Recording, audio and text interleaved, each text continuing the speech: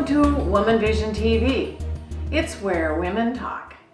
I'm your host, Nadia Giordana, and my guest today is Jean Illsley Clarke. Jean is an accomplished workshop leader and parent educator. She has authored and co-authored several books about families, and she's an expert on the subject of raising likable, responsible, respectful children in an age of overindulgence. Let's talk to her and hear what she says on the subject. Jean, welcome. I'm happy you could come on the show today. I'm very glad to be here. Wonderful. Well, let's get started. What I wanted to ask you first of all is to have you talk a little bit about you, who you are, and what you do. Well, about me. First, I was born, and then I'm going to jump up to age 50. Okay. And it was on my 50th birthday that I decided to write my first book. And that book is Self-Esteem, a Family Affair, and that was published in 1978. And it is still in print. Unfortunately, they've changed the cover. That was a good cover, but that was nice too. But the words are still there. Mm-hmm. And then another book that people might know is Growing Up Again, Parenting Ourselves, Parenting Our Children. And I wrote this book with Connie Dawson because we wanted a book to help parents who wanted to parent differently than they were parented. Connie had been working with adult children of alcoholics, and that's one group in particular that doesn't always have easy modeling for parenting. And then you mentioned the most recent book, How Much is Enough? How Much is Too Much? How Much is Enough came out with the first 3 research studies that the group I work with had done. And then when we had completed 10, we did a big revision, and I'll talk about this a little later. Okay, good, sure. And then what I'm doing right now is every once in a while I write a little piece of family history for my grandchildren. Oh, So how this nice. is a letter to my grandchildren, and it's about what happened in our family when women got the right to vote. And one of the powerful men in the family did not want them to. And so it was fun to research that and get that written. And what I found out is that I am only a second generation American woman voter. And what a great thing to tell your grandchildren about. Yeah. And then this, right now, I'm working on a new book. It's not going to look like this. and I think it's going to be called Good Heart Parenting. Oh, great. That Good title, yeah. comes from a good heart. And that's partly about the overindulgence because parents who overindulge aren't mean. No, they're not. They want it. They want it to be good. Yeah, it does come from a good heart, doesn't it? Yeah. So that's what I'm doing. All right. Well, and you mentioned on the book that How Much is Too Much, and that is one of the books that struck a chord with me. And I was wondering, how different would you say that things are today for parenting children as compared to as recently as in the 80s? That's when I was parenting children and teenagers, and all the way back to the 50s and 60s. What are the differences? Well, you told me you would ask me that question. And so I thought about it, and I've talked with my assistant Lisa Krause about it.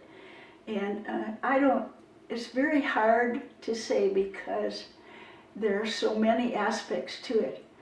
But as I let something bubble up, I would say that perhaps for some of us, the biggest change is that we have to parent alone because no longer do other adults help us.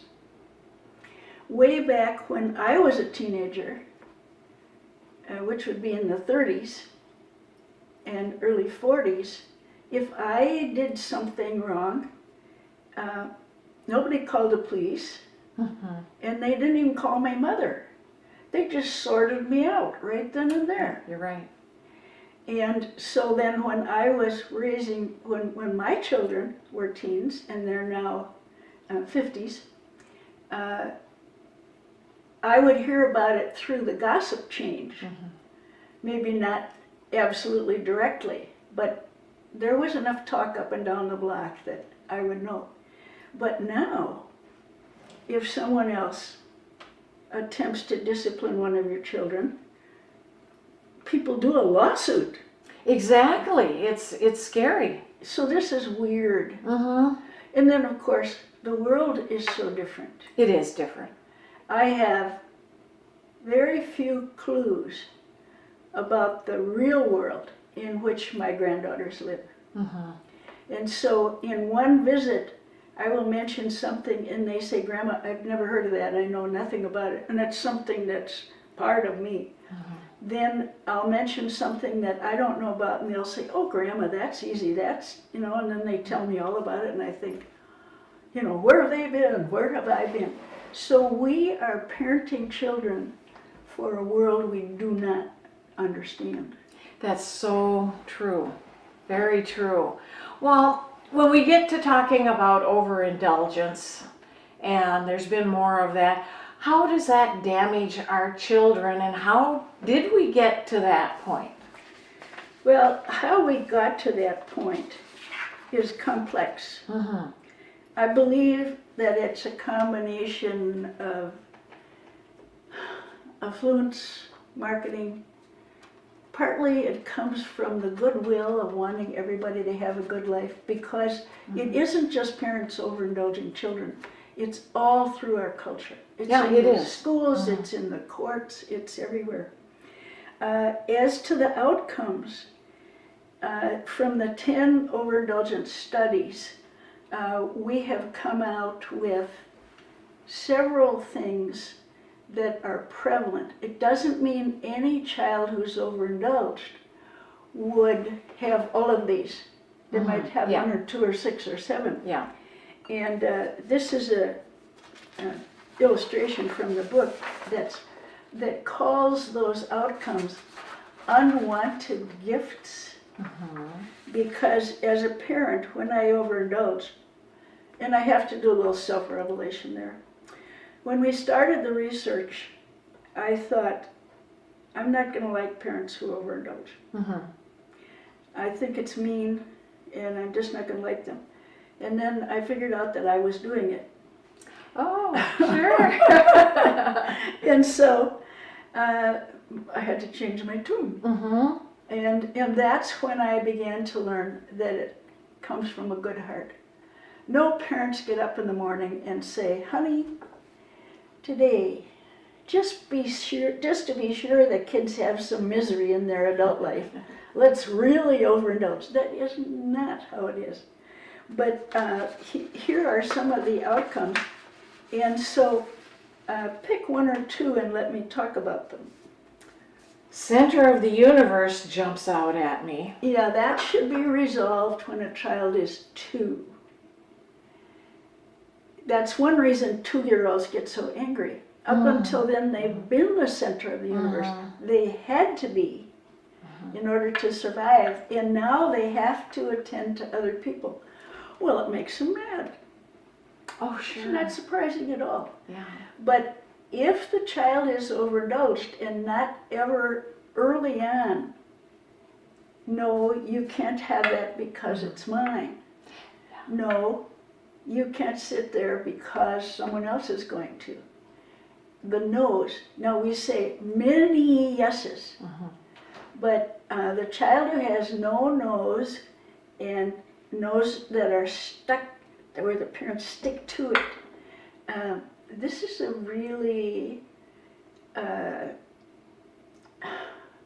was going to say it leads the road leads to disaster. The road doesn't lead to disaster, but it leads to so many problems later on. Think about being in the workplace and somebody on your team has to have everything be about me. Mm-hmm. Or think in a marriage. It's always about you. And so pick another one. I would say disrespect. That's another one. Disrespect seems to come a lot from having too much stuff. Mm-hmm. Because if you have too many toys, you don't take care of them. Mm-hmm. If you have too many clothes, you don't take care of them. You don't value them. You don't value them. And then that seems to extend to people. Because if I'm the center of the universe, and center of the universe seem to travel right across all the ways of overindulging. Mm-hmm. Disrespect, we found in our research evidence, a lot of that coming from just too many things, too many lessons, too many camps, too many, anything that costs money. Oh, I think so. And then parents not demanding it. Well, let's do one more. Poor self-control. If I am the center of the universe and I always get what I want, I have not learned the skills for sitting still and saying, I don't like this, but I just have to sit here and shut up until I figure out what I can do about it to be effective. Mm-hmm. Because it has been effective for me to deal with it right now. Mm-hmm. With a temper tantrum, with a demandingness, with an inserting yourself, with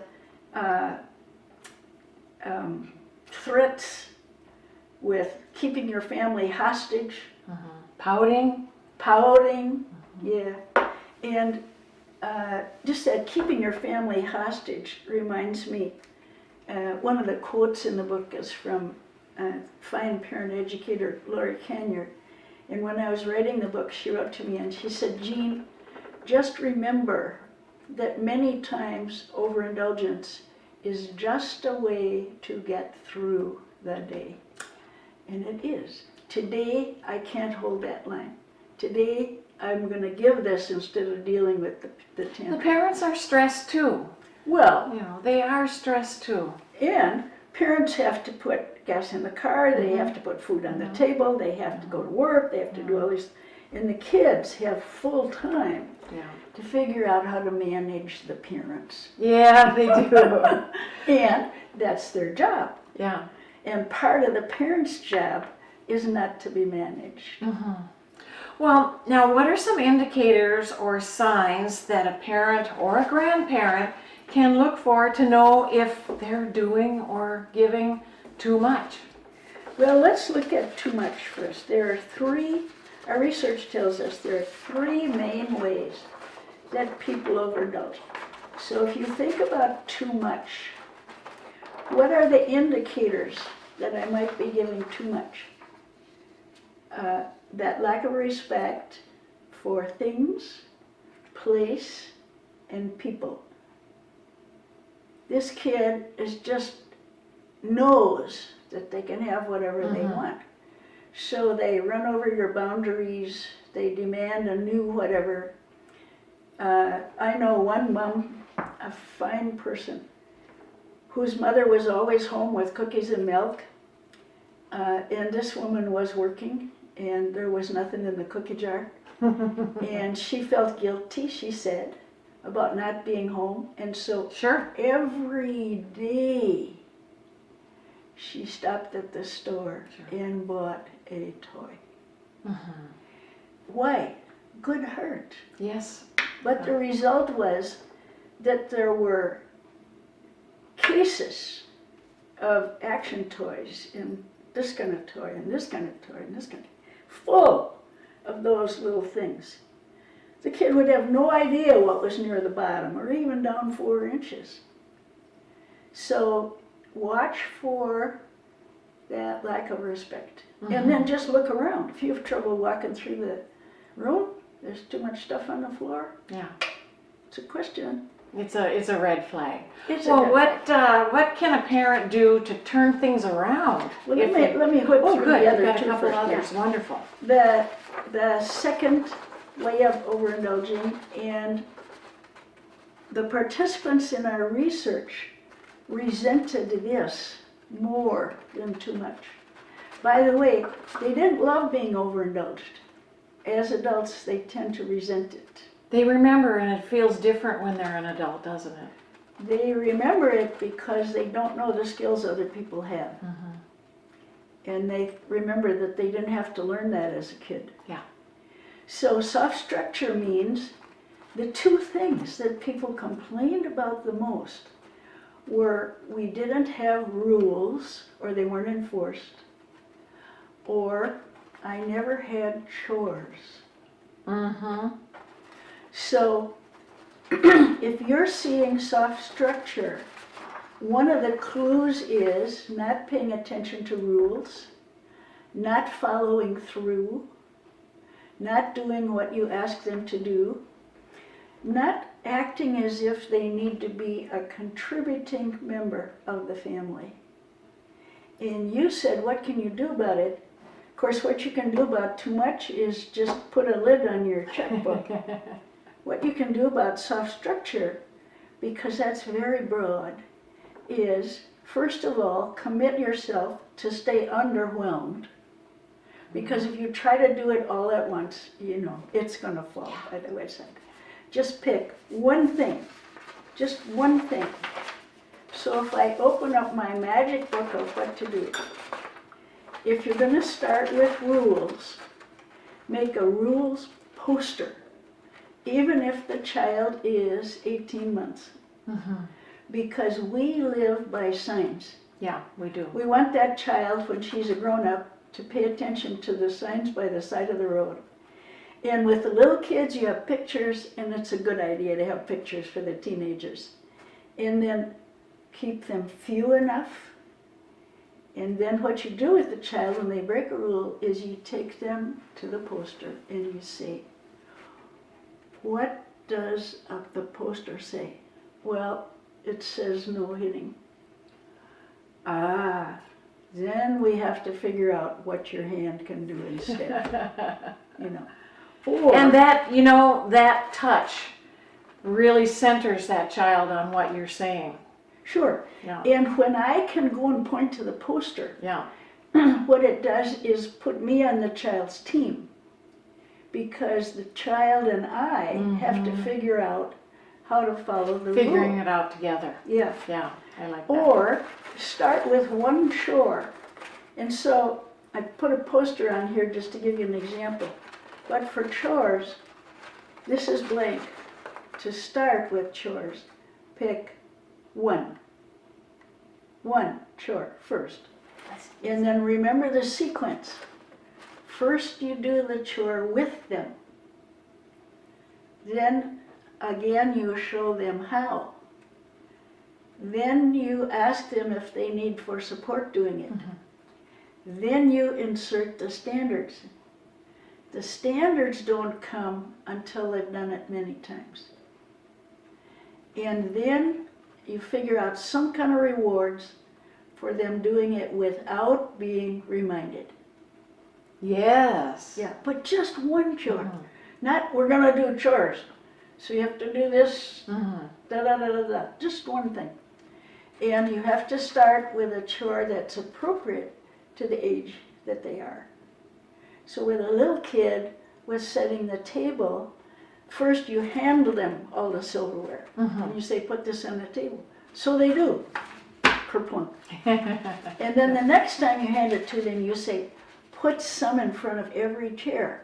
So they do. The knives here, the forks here, the spoons here. You know, it's great fun to teach a child to set the table.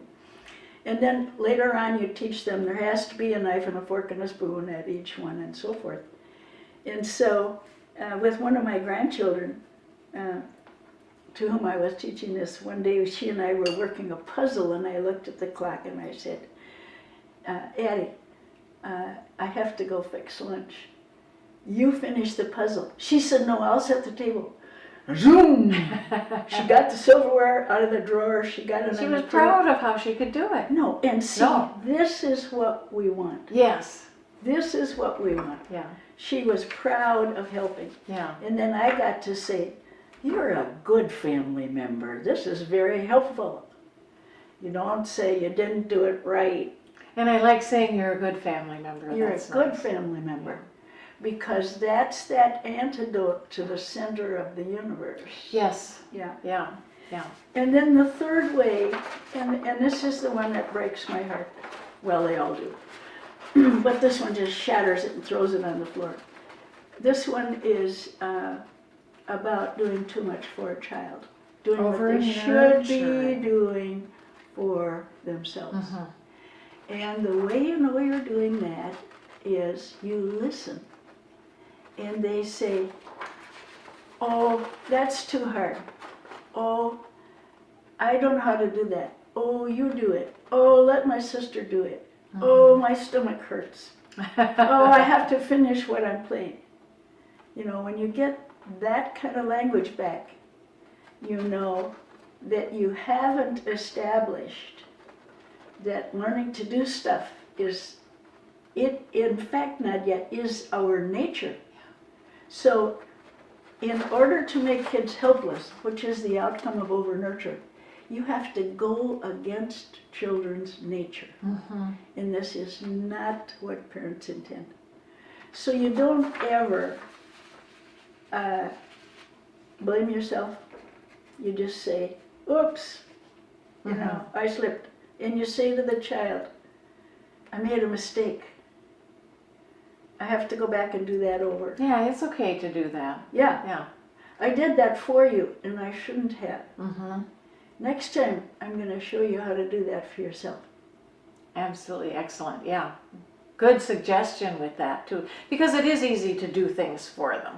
Well, sometimes it's necessary. I'm in a hurry, I can do it faster. Sometimes it's because I'm a neatnik. Yeah. And I want it done just perfectly. No toddler is neat. That's so true. No 2-year-old is gracious all of the time. Well, what about if you've got friends or family members who are overindulging your children? That's a difficult one to handle. What to do? It's a tough one. With friends, you have to ask them not to. And if they don't comply, and you don't want to change friends, you still want to be with these friends, then you teach the children to recognize it. Oh. So when they get home from that play date, you say, oh, well, how did Jimmy's mom overindulge you today? And I listened to one dad do that about a birthday party. He said, tell Grandma how over the top the birthday party was. And the girls, both of them had been there, these sisters. And they said, oh, Grandma, you wouldn't believe it. There was this and this and this and this and this. And so he was teaching them to see too much.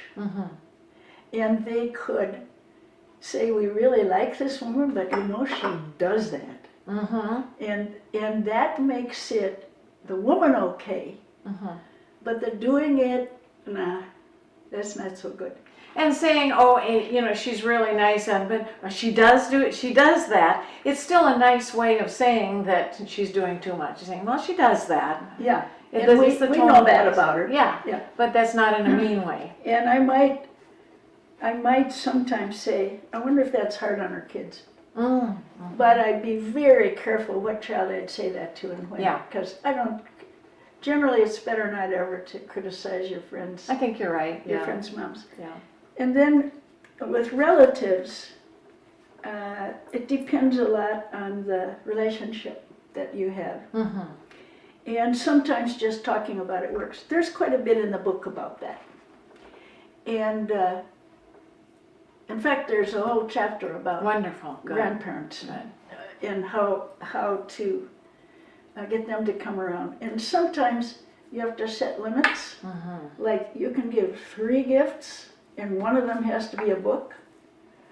Or please take the amount you're going to spend and put half of it in the fund.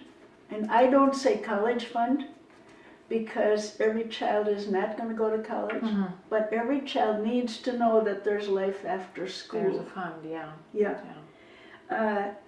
Then sometimes if you can't stop them at the source, then you stop them at the entry point. Comes this big box of Easter stuff. And you say, oh, this is beyond our family limit. So there are 12 things in here. You can pick 3. And then we'll decide how to get the rest to a child that doesn't have some such things. That's a nice way to do it. Teaching Well, about the community. Jean, this has been so great. We've run out of time. I'm so glad you came. We could have talked for another half hour, 45 minutes. Easily. This is such good material, and I will have your website and information on the screen.